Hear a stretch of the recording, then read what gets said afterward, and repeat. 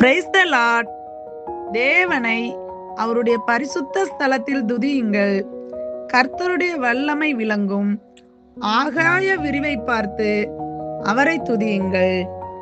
இந்த இடத்துல தாவீது ராஜா சொல்றாரு, தேவனை ஆண்டவர் என்ன செய்யணுமா, பரிசுத்த ஸ்தலத்துல துதிக்கணுமா, ஆலயத்துல போய் என்ன செய்யணுமா, துதிச்சு பாடணுமா. ஒவ்வொரு நாளும் துதிச்சுக்கிட்டே இருக்கும் பொழுது ஆண்டவர் நமக்கு பெரிய மகிமையான காரியங்களை செய்வார். அவருடைய வல்லமை விளங்கும். ஆகாய விரிவை பார்த்து துதியுங்கள். தேவனுக்கு உருவமே கிடையாது. அவர் இந்த ரூபத்துலதான் இருப்பாரு. தேவன் இப்படிதான் இருப்பாரு. ஆண்டவர் இப்படிதான் இருப்பாரு. கர்த்தர் இப்படிதான் இருப்பாருன்னு எந்த இடத்துலயும் போடல. அவருக்கு ஆண்டவரை நீங்க அவருடைய ஆலயத்துக்கு போங்க, அந்த இடத்துல துதியுங்க.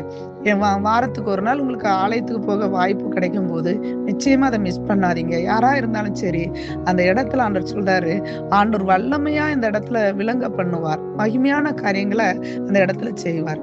ஆண்டவர் உங்களுக்கு செய்த அந்த அற்புதங்கள், மகத்துவமான காரியங்கள், ஆகாய விரிவை பார்த்து, வானத்தை பார்த்து துதிங்க, ஜெபிங்க. எவ்வளவு அழகா ஆண்டவரை இந்த மாதிரி படைச்சிருக்கீங்க. ஆண்டவர் உங்களுக்கும் அதே மாதிரி அழகான காரியங்களை செய்வார்.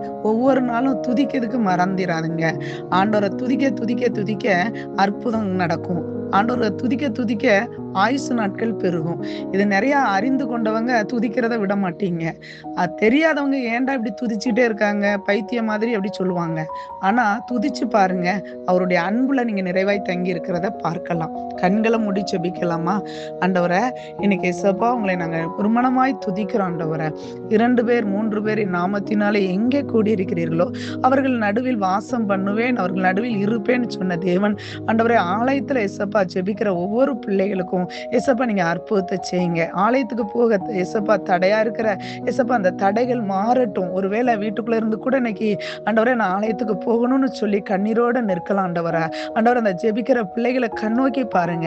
எல்லா வழிவாசல்களும் திறக்கப்படட்டும். அப்ப அவங்களுடைய சிறையிருப்புகள் மாறட்டும். போக முடியாத சூழ்நிலைகள் விலகட்டும். இயேசுவின் நாமத்தினால இயேசுவின் ரத்தத்தை ஊற்றுகிறோம். ஆண்டவரே, நம்முடைய துதிக்கிறோம். பரிசுத்தரை துதிக்கிறோம். அந்த சிறையிருப்புகள் மாறட்டும், நெருக்கங்கள் மாறட்டும்.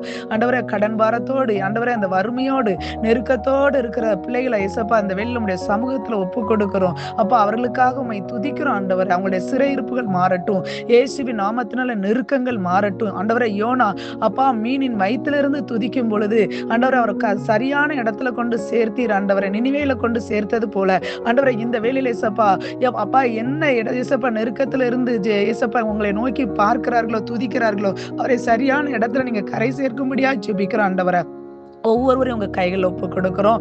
ஆண்டவர், உங்களை நோக்கி பார்க்கிற முகங்கள் பிரகாசம் அடையணும். உங்களை துதிக்கிற இயேசுப்பா உங்களை நோக்கி துதிக்கிற முகங்களை ஆசீர்வதிங்க, உயர்த்துங்க, பெரிய காரியங்களை செய்யுங்க. அப்படி செய்கிறதற்காக ஸ்தோத்திரம்.